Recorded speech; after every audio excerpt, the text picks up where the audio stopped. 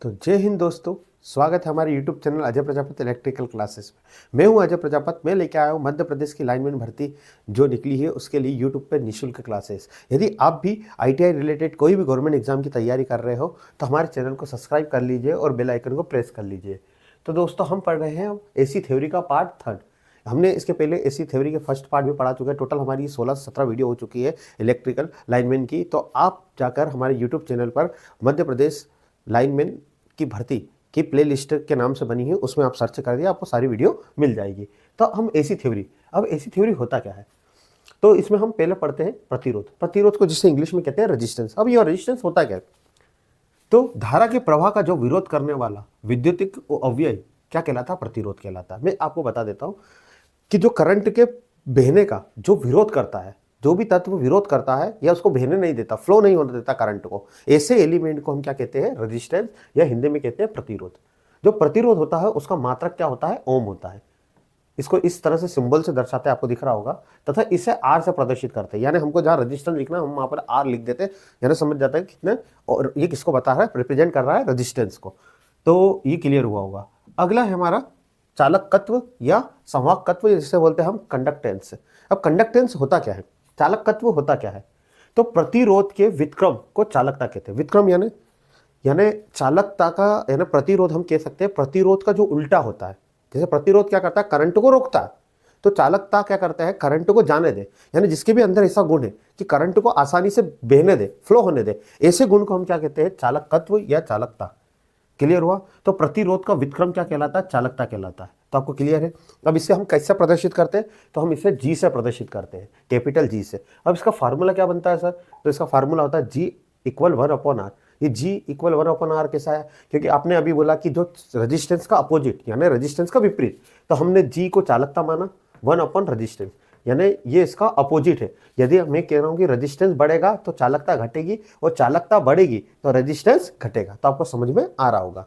इसको किससे मेजरमेंट करते हैं, चालकता का ऐसा ही मात्रक क्या होता है, मोह, मोह, या हम बोल सकते हैं प्रति ओम, क्योंकि आर का क्या होता है, ओम, तो 1/ओम प्रति ओम, या इसे हम बोलते हैं मोह। तो आपको नोट कर लेना ये सारी चीजें। एग्जाम में आता है कि प्रतिरोध का अपोजिट कौन होता है, व्युत्क्रम कौन होता है, चालकता का व्युत्क्रम कौन होता है। तो आपको क्लियर हुआ होगा दोस्तों।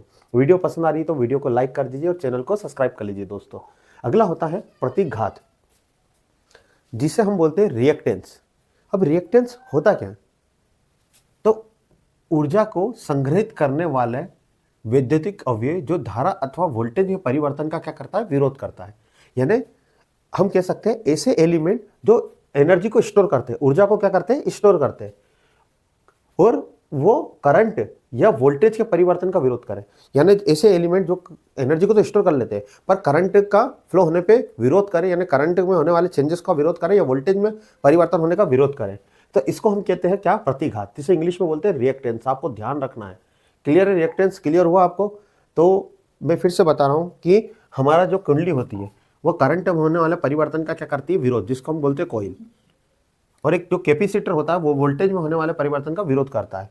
तो जिसके अंदर या तो करंट में होने वाले परिवर्तन का विरोध करे या कि वोल्टेज में होने वाले परिवर्तन का विरोध करे, दोनों में से कोई एक गुण हो, तो उसको हम बोलते हैं रिएक्टेंस, जिसे बोलते हैं प्रतिघात। तो इसको काय से दर्शाते हैं, प्रतिघात को ओम से, रिएक्टेंस को काय से दर्शाते ओम को, रेजिस्टेंस को भी ओम को, प्रतिघात को भी काय से दर्शाते ओम से। इसे एक से प्रदर्शित करते हैं। यानी मैंने कहीं पर रिएक्टेंस लिखा है, यदि प्रतिघात लिखा है, यदि मैंने लिख दिया प्रतिघात और वहां पे लिख दिया एक्स, इसका मतलब समझ जाना ये क्या है, ये प्रतिघात या रिएक्टेंस को दर्शाता है। इंग्लिश में हम बोलते हैं रिएक्टेंस और हिंदी में बोलते हैं प्रतिघात। तो आपको क्लियर हुआ, क्योंकि ये सब नोट करते जाइएगा आप, क्योंकि ये सारी चीजें एग्जाम में आती है। प्रतिघात क्या होता है, रिएक्टेंस क्या होता है, क्या है, रिएक्टेंट कितने प्रकार के होते हैं।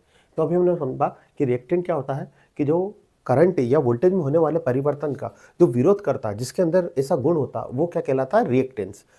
अब रिएक्टेंस कितने प्रकार के होते हैं, तो रिएक्टेंस होते हैं 2 प्रकार के। पहला होता है इंडक्टिव रिएक्टेंस, दूसरा होता है कैपेसिटिव रिएक्टेंस। इंडक्टिव रिएक्टेंस को हम बोलते हैं दोस्तों प्रेरणिक प्रतिघात, और इसको कैपेसिटेंस को बोलते हैं धारितीय प्रतिघात। अब पहले हम समझ लेते हैं इंडक्टिव रिएक्टेंस, जिसको बोलते हैं प्रेरणीय प्रतिघात। बच्चों ये बहुत इंपॉर्टेंट टॉपिक होता है, आपको समझने की जरूरत है, क्योंकि एग्जाम में इससे क्वेश्चन आते हैं। तो प्रेरणीय प्रतिघात, तो इंडक्टिव का मतलब ही होता है कुंडली, जिसको हम बोलते हैं कोइल।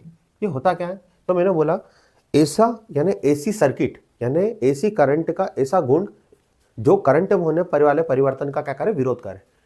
तो प्रतिघात का वह गुण जो करंट में होने वाले परिवर्तन का विरोध करता है, ऐसे गुण को हम क्या बोलते हैं, इंडक्टिव रिएक्टेंस, और हिंदी में बोलते हैं प्रेरणिक प्रतिघात। इसको हम किससे दर्शाते हैं, तो एक्स से एल से दर्शाते हैं। किससे दर्शाते हैं, एक्स से एल। सर एक्स से एल होता क्या है, तो एक्स एल का मतलब होता है, एक्स का मतलब होता है प्रतिघात रिएक्टेंस और एल का मतलब होता है इंडक्टिव। तो इसका सूत्र क्या होता है, 2 पाई एफ एल। सर यहाँ 2 पाई कहाँ से आया, तो आपको पता है कि एसी करंट क्या चलता है, साइन वेव में चलता है, जा तरंग में चलता है। तो इस वृत्त का मान कितना होता है, 180 डिग्री, 1 पाई, और ये पूरा कितना हो जाता है, ये पूरा एक सर्कल का रूप लेगा तो कितना हो जाएगा, 360 डिग्री। तो यहाँ 2 पाई, 1 पाई का मतलब कितना होता है, 180 डिग्री, पाई का मतलब होता है 180 डिग्री, और यहाँ पर कितने अपने पास, एक ये 180 और 180 कितना हो गया, 360। तो ये 2 पाई एफ एल।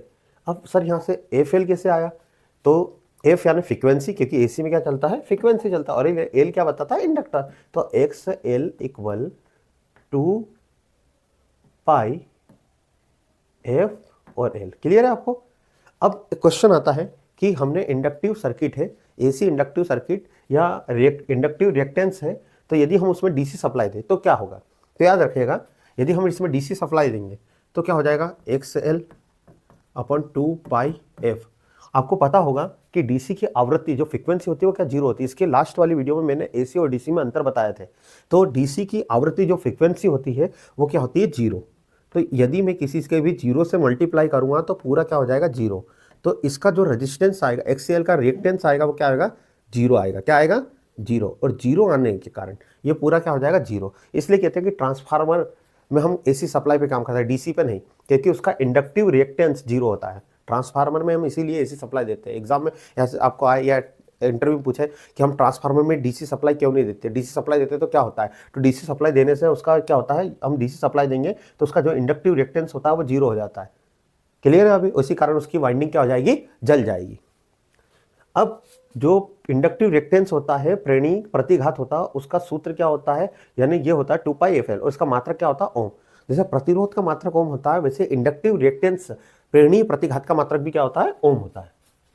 दोस्तों अगला हमारा होता है, इसका अगला कि कैपेसिटिव रिएक्टेंस क्या होता है। तो प्रतिघात का वह गुण जो वोल्टेज में होने वाले परिवर्तन का क्या हुआ है, विरोध करे।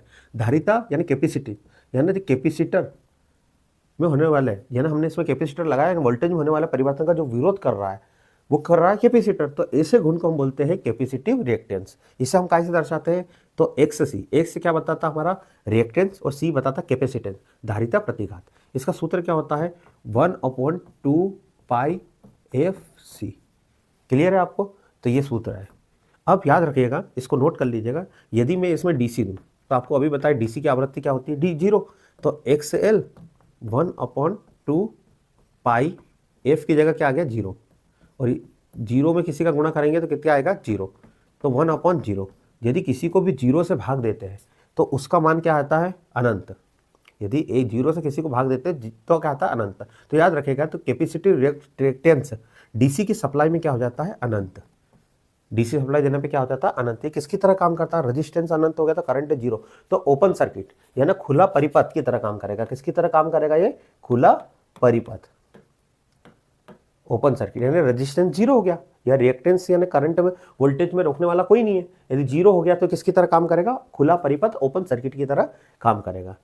और इसे भी हम किससे दर्शाते हैं, ओम से। तो आपको समझ में आया होगा दोस्तों। यदि नहीं समझ में आ रहा है तो एक बार नहीं 2 बार रिपीट करके वीडियो देखिए। बहुत बेसिक तरीके से मैं सारी चीज़ें आपको एक्सप्लेन करा रहा हूँ, क्योंकि एग्जाम में इसमें क्वेश्चन आता ही है। तो आप इसको नोट कर लीजिए, मैं 2 मिनट हट जाता हूँ, आप पुश करके नोट कर लीजिएगा। अब अगला है हमारा ससेप्टेंस, जिसे बोलते हैं अनुकार्यता। ससेप्टेंस क्या होता है, तो जैसे प्रतिरोध का अपोजिट था चालकता, वैसे ही हमारा प्रतिघात जो रिएक्टेंस है उसका अपोजिट क्या होता है, ससेप्टेंस। आपको ध्यान रखना, आगे मैं जब क्वेश्चन करूंगा लास्ट ईयर में आए हुए जो भी क्वेश्चन है, तो आप सभी को ये क्वेश्चन मिलेंगे आपको। तो ससेप्टेंस कौन क्या होता है, तो प्रतिघात का व्युत्क्रम, यानी रिएक्टेंस का जो व्युत्क्रम होता है, उल्टा होता है, उसको हम क्या कहते हैं, ससेप्टेंस कहते हैं। इसे 20 से दर्शाते हैं, यानी क्या कर रहा था, वोल्टेज या करंट में होने वाले परिवर्तन का विरोध कर रहा था कौन, प्रतिघात, जिसको हम बोल रहे थे रिएक्टेंस। पर ये क्या करेगा, करंट और वोल्ट या तो करंट में होने वाले परिवर्तन या वोल्टेज में होने वाले परिवर्तन का विरोध नहीं करेगा, उसको बिना विरोध के क्या करेगा, जाने देगा। ऐसा जिसमें गुण होता है उसको बोलते हैं ससेप्टेंस। ये रिएक्टेंस का क्या होता है, उल्टा होता है। तो हमको ससेप्टेंस को बी से दर्शाते हैं, तो ये बी 1 रिएक्टेंस, रिएक्टेंस ऐसा लिख देता हूं मैं, रिएक्टेंस। कोई दिक्कत है किसी को, ये समझ में आया होगा। सर ससेप्टेंस का मात्रक क्या होता है, तो याद रखना जो चालकता का मात्रक होता है, हमने अभी पढ़ा था ससेप्टेंस 1, रिएक्टेंस को काय में नापते हैं अपन ओम में, और 1/ओम को क्या बोलते हैं, मोह या प्रति ओम। क्लियर है। जैसे यहाँ पे मैंने लिखा 1/रिएक्टेंस, रिएक्टेंस का मतलब क्या हो जाएगा, ओम, तो या तो 1/ओम हो जाएगा, और या प्रति ओम को हम क्या बोलते हैं, मोह। तो अगला है हमारा ससेप्टेंस कितने प्रकार के होते हैं। तो वैसे जैसे हमारा प्रतिघात यानी रिएक्टेंस कितने प्रकार के, वैसे ससेप्टेंस वैसे ये हो जाएगा। तो इंडक्टिव ससेप्टेंस वही डेफिनेशन, इंडक्टिव ससेप्टेंस जो प्रेरणीय प्रतिघात यानी हमारा जो इंडक्टिव क्या था, रिएक्टेंस का विक्रम क्या होता है, ससेप्टेंस। कौन सा, इंडक्टिव ससेप्टेंस। इसको बी से दर्शाते हैं। एक्स जैसे वहां पे था एक्सएल, एक्सएल क्या था हमारा, इंडक्टिव रिएक्टेंस, प्रेरणीय प्रतिघात, उसका उल्टा, तो BL/1/XL। समझ में आया होगा दोस्तों, ठीक है। वैसे होता है कैपेसिटिव ससेप्टेंस। कैपेसिटिव ससेप्टेंस क्या होता है, दोस्तों कैपेसिटर रिएक्टेंस का उल्टा। कैपेसिटर रिएक्टेंस क्या होता है अपने पास, कैपेसिटर रिएक्टेंस था XC 1/2πFC, तो इसका उल्टा क्या हो जाएगा, यानी जो हमारा 1 था क्या था, बी से हम किसको नापते हैं, ससेप्टेंस। कैपेसिटर ससेप्टेंस 1/ क्या हो जाएगा, XC। क्लियर है, कोई कंफ्यूजन होना नहीं चाहिए। ससेप्टेंस को जैसे हम किसको नापते हैं, ससेप्टेंस को हम क्या में नापेंगे, मोह में या प्रति ओम में। तो अब हम पढ़ रहे थे इम्पीडेंस। इम्पीडेंस होता क्या है, इम्पीडेंस को हिंदी में बोलते हैं प्रतिबाधा। दोस्तों प्रतिबाधा होता क्या है, तो ये बहुत मोस्ट इंपॉर्टेंट टॉपिक होता है यदि आप ऐसी थ्योरी पढ़ते हो। तो इम्पीडेंस उसे कहते हैं यदि किसी ऐसी सर्किट में यानी ऐसी परिपथ में यदि रेजिस्टेंस के कारण या कुंडली के कारण या कैपेसिटर अपन संधारित्र, इनमें से किसी दो के कारण अवरोध डाला जाए, कहीं ना कहीं यानी ये दो के कारण करंट को रोके या वोल्टेज को रोके, इनमें से कोई भी दो, तो ऐसे सर्किट को हम क्या कहते हैं, इम्पीडेंस। तो यही बोला गया कि एक प्रतिरोध या प्रेरक कुंडली या संधारित्र, इनमें से कोई दो या दो से ज्यादा अवयव द्वारा डाला गया अवरोध, यानी दो या दो से, इन दोनों या दो से तीनों भी हो सकते हैं, इनके द्वारा डाला गया अवरोध या रुकावट डाली गई ऐसी सर्किट में क्या कहलाता है, हमारा इम्पीडेंस। तो इम्पीडेंस को भी काय में नापते हैं हम, ओम में। किसमें नापते हैं, ओम में। जैसे हमने प्रतिरोध को काय में नापते हैं हम, ओम में। प्रतिघात को भी ओम में, वैसे ही हम इम्पीडेंस को भी काय में नापते हैं, ओम में नापते हैं। तो क्लियर है। तो एग्जाम में ITI TO का एग्जाम तो 2016 में, उसमें पूछा गया था इनमें से किसकी इकाई ओम नहीं है। प्रतिरोध दे दिया था, रेजिस्टेंस दे दिया था, प्रतिघात दे दिया था यानी रिएक्टेंस दे दिया था, इम्पीडेंस दे दिया था। तो इन तीनों की इकाई तो ओम थी, पर एक और दिया था धारिता या कुछ ऐसा दिया था, उसकी ओम नहीं थी। तो क्लियर हुआ आपको। अब प्रतिघात एक तरह से काल्पनिक प्रतिरोध होता है। क्लियर है, यानी जो प्रतिरोध भात होता है, रिएक्टेंस होता है, वो एक तरह से क्या होता है, काल्पनिक प्रतिरोध होता है, जो धारिता और प्रेरक जैसे विद्युत घटकों को प्रस्तुत करता है। यानी जो क्या करता है, कैपेसिटी, यानी हमारा जो कैपेसिटर होता है, यानी कैपेसिटेंस या कैपेसिटर की धारिता और कुंडली जैसे विद्युत घटक को क्या करता है, प्रस्तुत करता है कि भैया मैं प्रतिघात ये बताता है। अब इसको निकालते किसी सर्किट को कैसे पता चलेगा कि इम्पीडेंस है। देखो यहाँ डायग्राम में आपको दिख रहा होगा, ये डायग्राम है, मैं इधर हो जाता, थोड़ा सा स्क्रीन पे आपको दिखेगा। ये डायग्राम में यहाँ पर कुंडली भी लगी हुई है जिसको हम बोला L, या कैपेसिटर भी लगा हुआ है, और रेजिस्टेंस, यानी ऐसे सर्किट जिसमें कुंडली भी हो, संधारित्र भी हो यानी कैपेसिटर भी हो, और रेजिस्टेंस भी, तो ऐसे सर्किट को हम क्या बोलते हैं, इम्पीडेंस। क्लियर है। अब ये काम कैसे करता है, तो ये मैं एक चीज़ें आपको समझा देता हूँ। अब इम्पीडेंस का फार्मूला, एग्जाम में इम्पीडेंस का फार्मूला याद रखना कि प्रतिबाधा को Z से प्रदर्शित करते हैं। इम्पीडेंस को किससे प्रदर्शित करते हैं, Z से। अब हमने पाइथागोरस प्रमेय यानी 10th में आपने पढ़ी होगी पाइथागोरस प्रमेय क्या होती है। तो जो सबसे बड़ी लाइन होती है कर्ण वाली क्या दर्शाती है आपको, Z, यानी क्या दर्शाता है, ये हमारा प्रतिबाधा Z। और ये वाली जो बेस वाली लाइन है, जो आधार वाली लाइन क्या दर्शाती है, R, यानी रेजिस्टेंस। क्लियर हुआ आपको। यानी जो कर्ण वाली लाइन है, सबसे बड़ी वाली जो लाइन होती है, वो क्या दर्शाती है आपको, हमारा प्रतिबाधा, जिसको बोलते हैं हम Z, इम्पीडेंस। इंग्लिश में हम क्या बोलते हैं, इम्पीडेंस। और R क्या दर्शाता है, हमारा रेजिस्टेंस। ये वाली लाइन जो आधार होता है वो क्या दर्शाता है हमको, रेजिस्टेंस। और ये क्या दर्शाता है, प्रतिघात। हमारे पास प्रतिघात दो होते हैं, एक तो अभी लास्ट में पढ़ क्या है, हम कौन कौन से होते हैं, हमारा एक होता है इंडक्टिव रिएक्टेंस और एक होता था कैपेसिटिव रिएक्टेंस। तो रिएक्टेंस को हम एक्स से लिखते हैं, तो यहाँ इंडक्टिव को हम क्या लिखते हैं, प्रेरणीय को XL और कैपेसिटिव वाले को क्या लिखते हैं, XC। तो दोनों का अंतर ये हमारा कहलाता है लंब। अब हम पाइथागोरस थ्योरम लगाते हैं, तो कर्ण का वर्ग बराबर लंब का वर्ग धन आधार का वर्ग, ये ना आगे पीछे लिख सकते हैं। तो हमारे पास ये तो ठीक था, जेड क्लियर, जेड स्क्वायर। कर्ण लंब क्या था हमारे पास, XL, हम पहले इसको लिख देते R, आधार का वर्ग और हमारा लंब का वर्ग। लंब का वर्ग में क्या था, x क्या था, XL माइनस XC, तो XL माइनस XC, क्लियर है, XC। अब ये यहाँ पर हमने वर्ग हटाया, यहाँ से वर्ग हटाया, वर्ग हटाने पे यहाँ पे क्या लग जाएगा, रूट, तो ये फार्मूला आपका बन गया। क्लियर हुआ सभी को। इस प्रकार से जेड इंपीडेंस का फार्मूला निकलता है। तो इसको नोट कर लेना, एग्जाम में जब मैं आपको न्यूमेरिकल करूँगा पार्ट 2 में, तो ये इसका इंपीडेंस निकालने का फार्मूला वहाँ लगता है। कोई दिक्कत है, मैं इसको एक बार और रिपीट कर देता हूँ आपको। यहाँ ये होता है जो सबसे बड़ी भुजा होती है, एक त्रिभुज से समझेंगे हम, जो सबसे बड़ी भुजा होती है वो क्या बताती है हमको, इंपीडेंस। और ये वाला जो पार्ट होता है वो हमको बताता है रेजिस्टेंस, और ये वाला बताता हमको प्रतिघात यानी रिएक्टेंस। सर ये क्या होता है प्रतिघात रिएक्टेंस, हम लास्ट में पढ़ेंगे। इसको अपन एक्स से डिनोट करते हैं, प्रतिबाधा यानी इंपीडेंस को हम काय से रिलेटेड करते हैं, जेड से, और प्रतिरोध को आर से। अब सबसे बड़ा कारण की भुजा होती जेड, तो हमने क्या, पाइथागोरस थ्योरम सभी को आता कि कर्ण का वर्ग बराबर लंब का वर्ग धन आधार का वर्ग। अब कर्ण का वर्ग क्या था, यहाँ पर कर्ण का वर्ग जेड स्क्वायर था, लंब का स्क्वायर क्या था, आर था, और आधार का स्क्वायर क्या था हमारा, XL माइनस XC का स्क्वायर। सर एक समान था प्रतिघात, तो एक्स हमारे पास प्रतिघात कितने होते हैं, रिएक्टेंस कितने, दो होते हैं, एक कैपेसिटिव होता है और एक इंडक्टिव होता, तो XL माइनस XC दोनों का स्क्वायर। जब हमने वर्ग हटाया तो ये क्या बन जाएगा, यहाँ पर रूट लग जाएगा और ये हट जाएगा, तो ये फार्मूला आ जाएगा। क्लियर है आपको, तो प्रतिघात समझ में आया होगा। अब प्रतिबाधा क्लियर है आपको हुआ। अब प्रतिबाधा का उल्टा क्या होता है, जैसे रेजिस्टेंस का उल्टा क्या होता है, चालकता, करंट को जान देता। अपना प्रतिघात का रिएक्टेंस क्या होता है, तो हमने पढ़ा था अभी ससेप्टेंस। तो वैसे ही हमारा जो प्रतिबाधा होता है, इंपीडेंस का उल्टा क्या होता है, एडमिटेंस। तो प्रतिबाधा का व्युत्क्रम क्या कहते हैं, एडमिटेंस कहते हैं, इसे y से दर्शाते हैं। तो अभी अपन ने पढ़ा प्रतिबाधा को हम क्या लिखते हैं, z, तो y इक्वल 1/z। ये क्या हुआ, एडमिटेंस उसे कहते हैं जो प्रतिबाधा का व्युत्क्रम होता है उल्टा, इसी थ्योरी में। अब इसका सूत्र क्या हो जाएगा, जैसे अभी हमने निकाला था वहां पे क्या होता है, z बराबर क्या रखा था, r का स्क्वायर अपॉन x का स्क्वायर, यहाँ प्रतिघात था, यह प्रतिरोध था। अब इसी को क्या होगा उल्टा, तो उल्टा लिख देते हैं y बराबर, क्योंकि अभी अपन ने बोला क्या इंपीडेंस का उल्टा होता है 1/z, ये उल्टा कर दिया, इक्वल 1/r का स्क्वायर प्लस 1/x का स्क्वायर। तो ये इसका सूत्र हो गया। तो इसी को हम क्या बोलते हैं, हमारा एडमिटेंस। अब y क्या हो गया, यहाँ पे y बता रहा है हमारे कौन होता है y, तो हम इसको चालकता की तरह से देखते हैं। तो y बताता हमारा एडमिटेंस, g बताता हमारा चालकता, और b बताता ससेप्टेंस,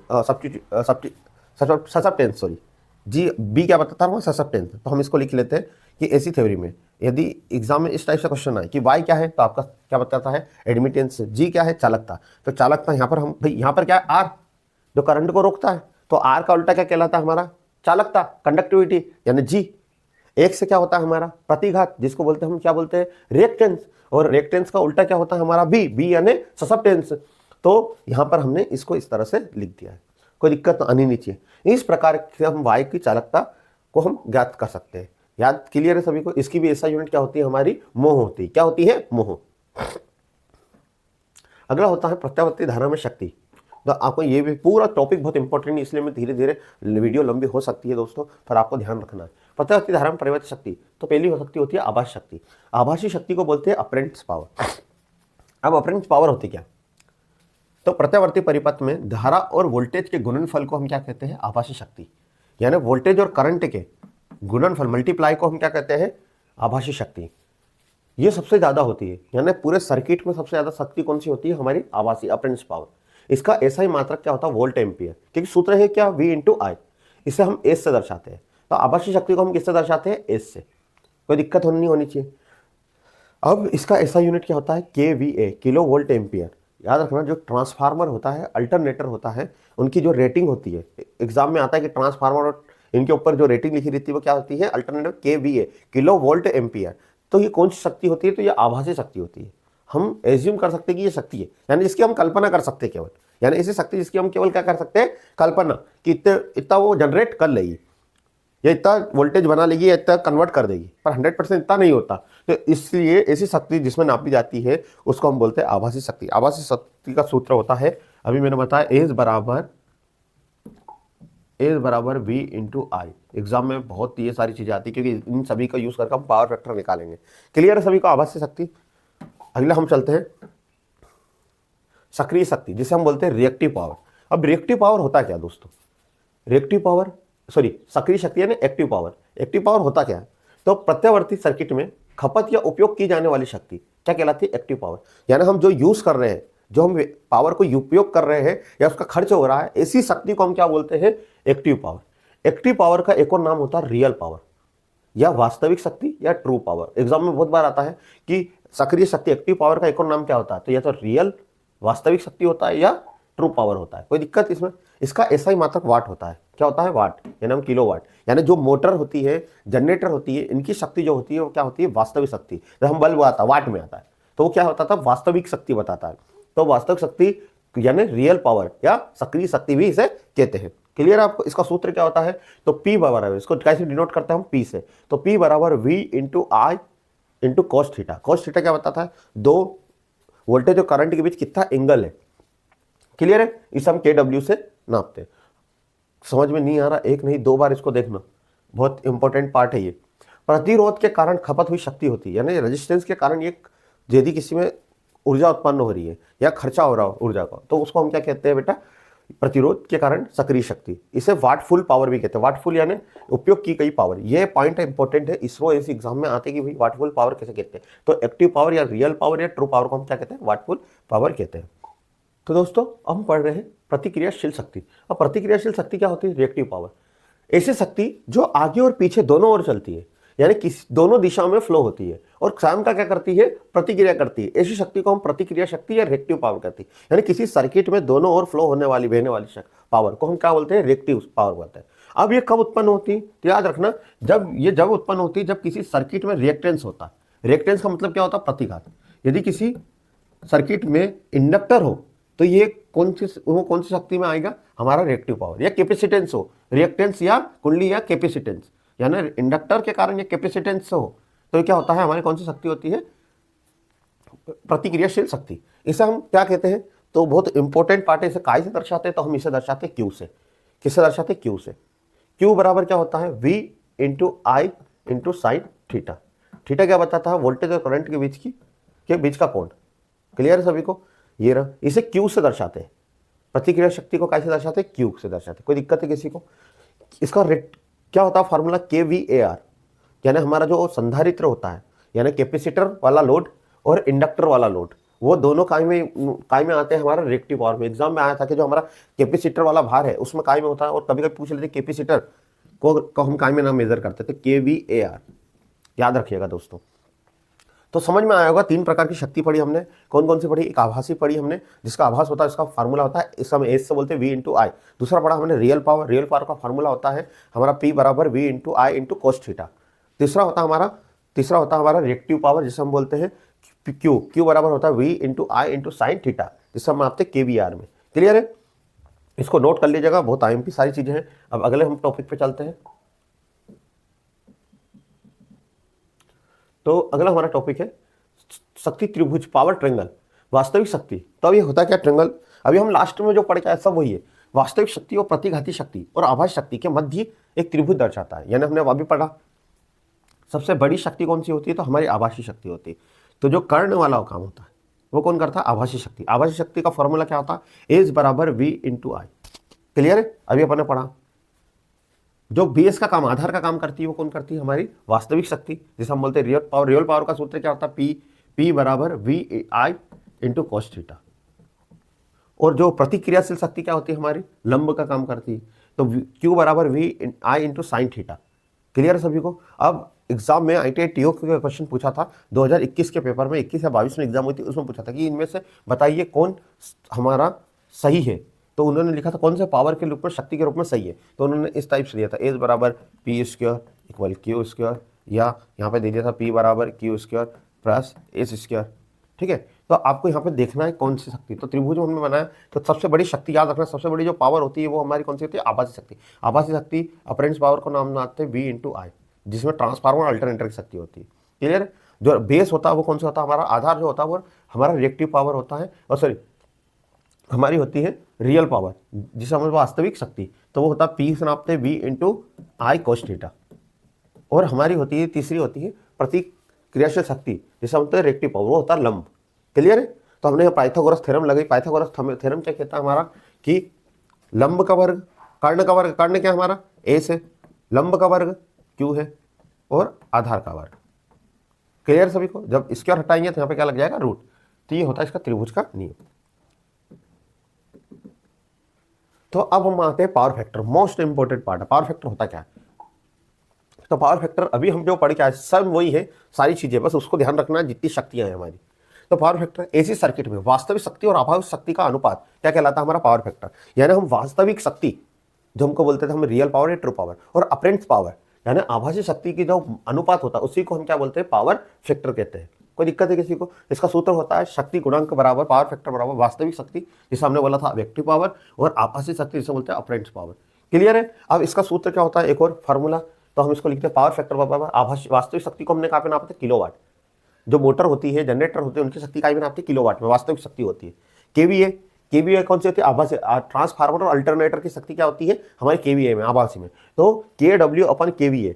क्लियर? किसका, यही भी पावर फैक्टर का सूत्र है, एग्जाम में आता है। इनमें से कौन सा पावर फैक्टर का सूत्र है, तो इस टाइप से आपको समझ में आ रहा होगा। वास्तविक शक्ति को हम कहाँ नापते हैं, KW में, आभासी को KVA में। क्लियर है? अब हम और लिखते हैं पावर फैक्टर का एक और सूत्र है, हम वास्तविक शक्ति का फार्मूला क्या था, तो P बराबर क्या था, VI cos थीटा, यही था। और हमारा अप्रेंट्स पावर का सूत्र क्या था, VI, यही था आभासी शक्ति का। VI से VI क्या हो जाएगा, यहाँ पर कट जाएगा, तो क्या बनेगा, cos थीटा। तो शक्ति गुणांक का एक सूत्र होता है cos थीटा। ठीक है? पावर फैक्टर का एक सूत्र होता है cos थीटा। अगला होता है इसी प्रकार, यानी इसी के आगे हम पढ़ते हैं, इस प्रकार एसी सर्किट में वोल्टेज और करंट के बीच बने हुए कोण को कोसाइन एंगल कहते हैं। और ये कोसाइन एंगल ही क्या बताता है, पावर फैक्टर बताता है। अभी हमने पढ़ा पावर फैक्टर बराबर क्या होता है, cos थीटा। शक्ति गुणक को निम्न प्रकार से भी परिभाषित कर सकते हैं। तो एक और एक फार्मूला होता है जो आईएमपी होता है। तो शक्ति गुणांक का फार्मूला होता है रेजिस्टेंस बटे इंपीडेंस, यानी प्रतिरोध और रेजिस्टेंस का अनुपात, प्रतिरोध और प्रतिबाधा का अनुपात क्या कहलाता है, हमारा प्रति पावर फैक्टर। क्लियर सभी को? तो इन चार फार्मूले को जो पीछे गए तीन, और इसको आपको नोट करना है, एग्जाम में आते ही आते हैं और इस पर क्वेश्चन भी बनते हैं। अगला होता है शक्ति गुणांक, यानी पावर फैक्टर का मान कितना होता है। तो एग्जाम में आने वाले क्वेश्चन है, पावर फैक्टर का मान होता है 0 से 1, यानी अधिकतम होता है 1।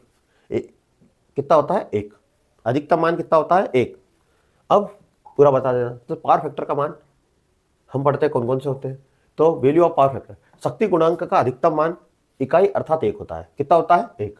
और इसका कोई मात्रक नहीं होता है, पावर फैक्टर का कोई मात्रक नहीं होता है। प्रेरक युक्त परिपथ अर्थात मोटर, ट्यूबलाइट और विद्युत पंखे आदि सर्किटों का पावर फैक्टर 1 से कम होता है। तो आपको नोट कर लेना है कि पावर फैक्टर का मान अधिकतम 1 होता है। यदि कोई मोटर है, पंखा है, जनरेटर है, एसी डिवाइस, ट्यूबलाइट, इनका पावर फैक्टर का मान 1 से कम होता है। एग्जाम में आता है, इसरो के एग्जाम में तो मोटर की पावर फैक्टर का मान कितना होता है, तो 1 से क्या होता है, कम होता है। अब पावर फैक्टर को 3 भागों में बांटा गया। यूनिटी इकाई पावर फैक्टर, अग्रगामी यानी आगे, और पश्चगामी यानी पीछे, जिसे हम यूनिटी, लीडिंग और लैगिंग। कब होता है ये, तो हमने अभी पढ़ा था प्रतिघात। 2 प्रकार के होते हैं, यानी इंग्लिश में बोला था रिएक्टेंस। एक तो होता था इंडक्टर के कारण यानी प्रेरणीय प्रतिघात, और एक होता था कैपेसिटिव यानी कैपेसिटिव रिएक्टेंस यानी धारितीय प्रतिघात। यदि दोनों बराबर हो गए, दोनों क्या हो गए, बराबर हो गए, उसी को हम क्या बोलेंगे, यूनिटी पावर फैक्टर। यानी केवल आपके सर्किट में क्या हो, रेजिस्टेंस हो, केवल कौन सा हो, रेजिस्टेंस हो आपके परिप सर्किट में, तो ऐसा सर्किट क्या कहलाता है, हमारा यूनिटी पावर फैक्टर या इकाई पावर फैक्टर। क्लियर है आपको? दूसरा होता है हमारा अग्रगामी पावर फैक्टर यानी लीडिंग। तो ऐसा पावर फैक्टर जिसमें कैपेसिटिव रिएक्टेंस का मान ज्यादा हो। कैपेसिटिव रिएक्टेंस यानी धारिता प्रतिघात का मान किससे ज्यादा हो, इंडक्टिव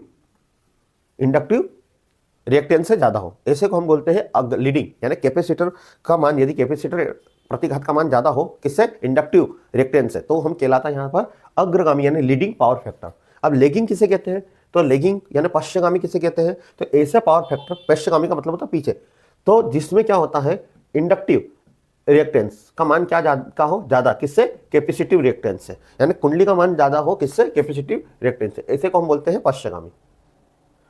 अब हम पढ़ते हैं इकाई पावर फैक्टर को डीप में। ऐसा तो मैंने बता चुका हूं, जब किसी सर्किट में, ऐसी सर्किट में धारीय प्रतिघात पेरीय प्रतिघात परस्पर बराबर, वही यानी XL और XC को क्या हो, बराबर हो, वोल्टेज तथा धारा इन फेज में हो, तो कब होता है ये बराबर, तो याद रखना जब वोल्टेज और करंट का मान क्या हो, बराबर, यानी वोल्टेज और करंट एक साथ ऊपर और एक साथ नीचे जा रहे हैं, एक साथ ऊपर जा रहे हैं और एक साथ नीचे, यानी इन फेज, जीरो फेज का अंतर हो। यदि इन फेज नहीं पढ़ा हो आपने तो हमारे लास्ट वीडियो में हम सारी चीज पढ़ा सके, तो दोनों का अंतर जीरो हो, तो ऐसे को हम बोलते हैं यूनिटी पावर फैक्टर। अब ये किसकी तरह व्यवहार करता है, तो याद रखना ये डीसी सर्किट की तरह व्यवहार करता है। यानी डीसी सर्किट में भी आपने देखा होगा करंट और वोल्टेज एक साथ जाते हैं, तो वहां पर करंट और वोल्टेज के बीच कितने डिग्री का अंतर होता है, 0 डिग्री का, तो इसी को बोलते हैं यूनिटी पावर फैक्टर। अब इसका सूत्र होता है, यहाँ पे क्या हो जाता है, Z बराबर क्या हो जाता है, R, है ना, समझना क्या हुआ, मैंने अपन ने प्रतिबाधा इंपीडेंस निकाला था, इंपीडेंस का सूत्र क्या था, R² plus XL minus XC का स्क्वायर। अब आपने तो यहाँ बोलते ये दोनों क्या हो जाते हैं, बराबर, तो दोनों बराबर हुए, तो यहाँ पर XL माइनस XC बराबर, तो दोनों को बराबर का मतलब 0, तो क्या बचा हमारा पास, Z बराबर R² से रूट क्या हो जाएगा, कट जाएगा, Z बराबर R।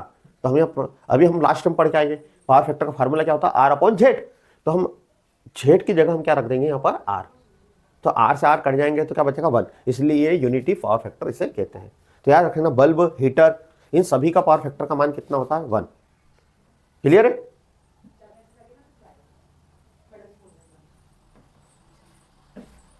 अगला होता है अग्रगामी पावर फैक्टर, जिसे हम बोलते हैं leading power factor. Leading power factor क्या होता है, जब किसी ऐसी सर्किट में धारीय प्रतिघात पेरीय प्रतिघात से अधिक हो, वही कैपेसिटिव वाला केस, यानी कैपेसिटिव प्रतिघात यानी धारिता प्रतिघात, कैपेसिटिव रिएक्टेंस इंडक्टिव रिएक्टेंस से क्या हो, ज्यादा हो। क्लियर है, यानी वोल्टेज आगे निकल जाए करंट से, याद रखना वोल्टेज करंट से आगे चला जाए, तो ऐसे को हम बोलते हैं लीडिंग पावर फैक्टर। क्लियर है, इसका मान अब आगे चला जाए, कितना आगे चला जाए, तो 90 डिग्री से आगे हो जाए, ठीक है, यानी वोल्टेज करंट से क्या हो जाए, वोल्टेज आगे हो जाए करंट से, कितने डिग्री, 90 डिग्री। अब पावर फैक्टर का सूत्र क्या होता है, तो पावर फैक्टर का सूत्र होता है हमारा PF equal VI cos theta. cos 90 का मान होता है 0, कितना होता है, 0। अब 0 में जिसका 90 का मान कितना होता है, 0, 0 में किसी का भी मल्टीप्लाई करोगे cos 90 डिग्री का मान होता है 0, 0 में किसी का भी गुणा करोगे तो पूरा आंसर क्या आएगा, 0। तो याद रखना कि अग्रगामी यानी लीडिंग पावर फैक्टर का मान कितना होता है, 0। और 0 कैसा होता है, जब वो लीडिंग करता है, कैसा करता है, कैपेसिटिव की केस में क्या करेगा वो, लीडिंग, तो उतार लीजिए, कोई कंफ्यूजन होना नहीं चाहिए। अगला होता है दोस्तों पश्चगामी पावर फैक्टर यानी lagging power factor. Lagging power factor क्या होता है, जब किसी सर्किट में पेरीय प्रतिघात का मान ज्यादा हो, यानी कुंडली का मान, करंट का मान क्या हो, ज्यादा हो, किससे, वोल्टेज से, तो ऐसे परिपथ को हम क्या बोलते हैं, पश्चगामी, या पीछे रह जाएगा। यदि आपका करंट, ये बताता हूं, यानी करंट किससे, वोल्टेज से क्या हो गया, आगे, तो इसको हम बोलते हैं लेगिंग पावर फैक्टर यानी पश्चगामी। कितने डिग्री आगे रह जाएगा, 90 डिग्री। तो याद रखना बेटा पश्चगामी केस में पावर फैक्टर कितना होता है, तो पावर फैक्टर होता है वही 90 डिग्री का मान कितना होता है, 0। तो यहाँ पर होता है कि कौन से केस में हमारा, पश्चगामी यानी इंडक्टिव केस में पावर फैक्टर का मान हो जाता है हमारा है 0। लेगिंग, लेगिंग का मतलब पश्चगामी, एग्जाम में आता है। कोई दिक्कत, तो आपको समझ में आया होगा। मैं हट जाता हूं, उतार लीजिएगा कुछ करके आप।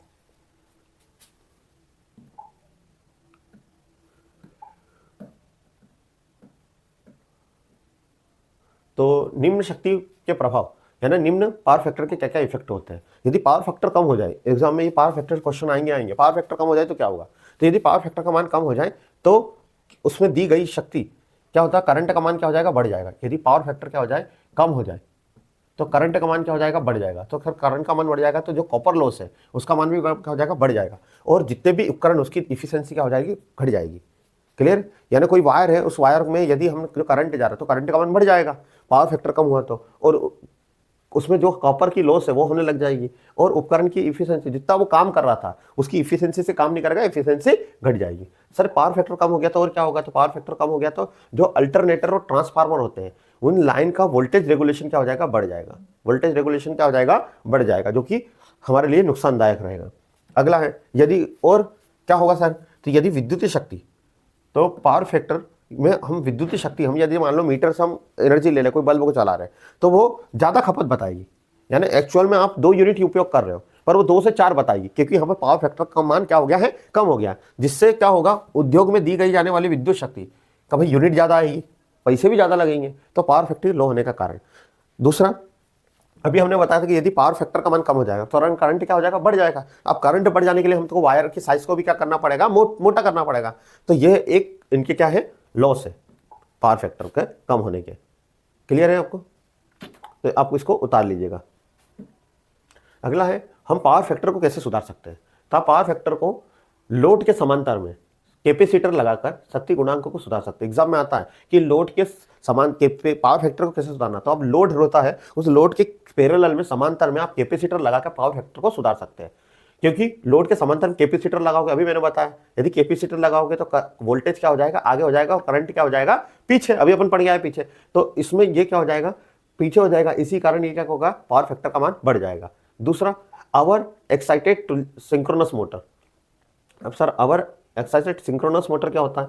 तो एक मोटर होती है जिसको हम पावर फैक्टर को इंप्रूवमेंट करने के लिए लगाते हैं। आवर एक्साइटेड सिंक्रोनस मोटर को अभी यदि हम लाइन के समांतर पैरेलल में लगा दें तो ये क्या होता है? ये भी पावर फैक्टर का मान क्या कर देती है? बढ़ा देती है। क्लियर है आपको? तो अब हम करते हैं क्वेश्चन कि कौन कौन से क्वेश्चन हैं और अभी तक जो एग्जाम में आएगा, जो पढ़ा हो उसमें से क्या क्या काम आएगा हमें।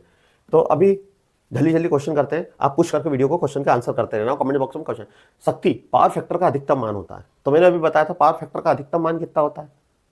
इकाई यानी एक से अधिक होता नहीं, शून्य भी नहीं होता, एक कम से कम कितना होता है? 1। दूसरा, एक एसी सर्किट में सक्रिय शक्ति और अवास्तविक शक्ति का अनुपात क्या होता है? तो बताइए। तो वही अपन ने पढ़ा था पावर फैक्टर ये कब? एमपी लाइनमैन की वैकेंसी में आया था जुलाई 2018 में। तो वास्तविक शक्ति क्या? सक्रिय शक्ति यानी वास्तविक शक्ति, और किसका अनुपात? अवास्तविक यानी आभासी शक्ति का अनुपात क्या कहलाता है? हमारा पावर फैक्टर। क्या कहलाता है? हमारा पावर फैक्टर। तो पावर फैक्टर है क्या इसमें? है डी ऑप्शन। डी ऑप्शन हमारा क्या है इसमें? Power factor. क्लियर सभी को? तो ये इसका आगा एमपी लाइनमैन के एग्जाम में क्या आया था। अब ये बिहार की पीसीएल एग्जाम में आया था कि पावर फैक्टर का मान किसके बीच में होता है।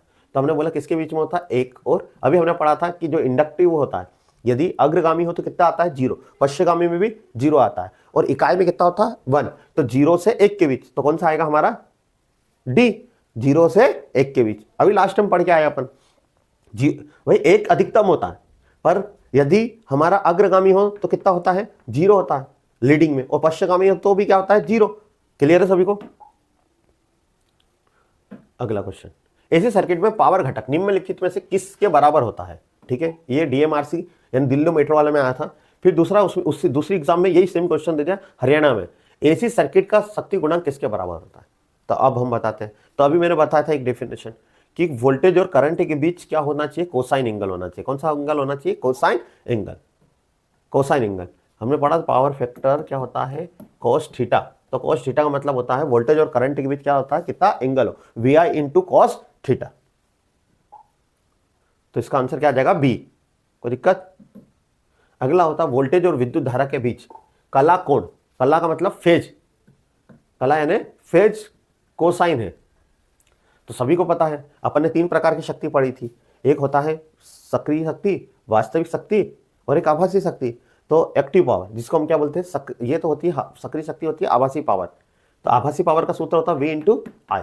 वास्तविक शक्ति का क्या होता है? V into I into cos theta. तो कोसाइन किसके अंदर आता है? इसके अंदर। तो ये पढ़ के आए थे, ये राजस्थान टेक्निकल हेल्पर में क्वेश्चन आया था। अगला, किसी सर्किट में प्रतिक्रिया शक्ति यानी जिसको हम बोलते हैं रिएक्टिव पावर किसके द्वारा दी जाती है? यूपीपीसीएल 2019 में ये क्वेश्चन आया था। किसके द्वारा? तो अभी हमने पढ़ा कि सर जो रिएक्टिव पावर उसमें कोस आता है, और प्रतिक्रिया शक्ति में क्या आता था? हमने पढ़ा था वी आई साइन थीटा। आप लास्ट में देख सकते हो वीडियो को। तो यही हमारा V I sine theta. Clear है? वीडियो पसंद आ रही तो वीडियो को लाइक कर दीजिए और चैनल को सब्सक्राइब कर दीजिए। अगला होता है हमारे अभिक्रियाशील शक्ति की एसआई इकाई क्या होती है? अभिक्रियाशील यानी हम जिसको बोलते हैं प्रतिक्रियाशील या रिएक्टिव पावर। रिएक्टिव पावर पहला होता है हमारा अप्रेंस पावर। अप्रेंस पावर को आभासी पावर की शक्ति क्या होती है? आभासी पावर की होती है V इंटू आई। जो अल्टरनेटर इसमें होती है तो उसको हम बोलते हैं काय में अल्टरनेटर इसकी, तो KVA। दूसरी होती है वास्तविक शक्ति। सर वास्तविक शक्ति को क्या होता है, तो VI cos थीटा, इसको काय में नापते हैं, VI cos थीटा को हम काय में नापते हैं, तो इसको हम नापते हैं KW। मोटर और जनरेटर की जो शक्ति होती है वो वास्तविक शक्ति होती है। प्रतिक्रियाशील शक्ति किसकी होती है, तो हमारे जितने भी इंडक्टर और क्या होता है हमारा कैपेसिटर उसकी। तो अभिक्रियाशील या रिएक्टिव पावर की शक्ति क्या होती है, इसका सूत्र होता है VI sin थीटा, और इसकी शक्ति होती है KVAR। कहीं है क्या KVAR, तो ये इन्होंने के तो नहीं लिखा, VAR लिख दिया। क्लियर है सभी को, तो इसका आंसर है। अगला, यदि RLC सर्किट में फेज एंगल अग्रगामी हो तो क्या होगा। अभी अपन ने पढ़ा था कि XL XC कब होता है, जब क्या होता है, कौन सा, जब हमारा इकाई पावर फैक्टर हो, तब वहां पर कैपेसिटिव रिएक्टेंस और इंडक्टिव रिएक्टेंस बराबर हो जाएंगे, तो ये तो नहीं आएगा। ठीक है। दूसरा भाई फेज अग्रगामी, याद रखना आपको सिर्फ कि जहां पर वोल्टेज लीड करता है करंट से वो होता है हमारा अग्रगामी, यानी कौन सा, लीडिंग पावर फैक्टर। और वोल्टेज किसमें होता है, वोल्टेज में परिवर्तन तो किसमें होता है, कैपेसिटर में। और करंट में परिवर्तन किसमें होता है, कोइल में, इंडक्टर में। तो हमारा कैपेसिटर क्या होगा, कैपेसिटर इंडक्ट यानी कैपेसिटर में जो वोल्टेज है, वोल्टेज क्या होगा, ज्यादा होगा।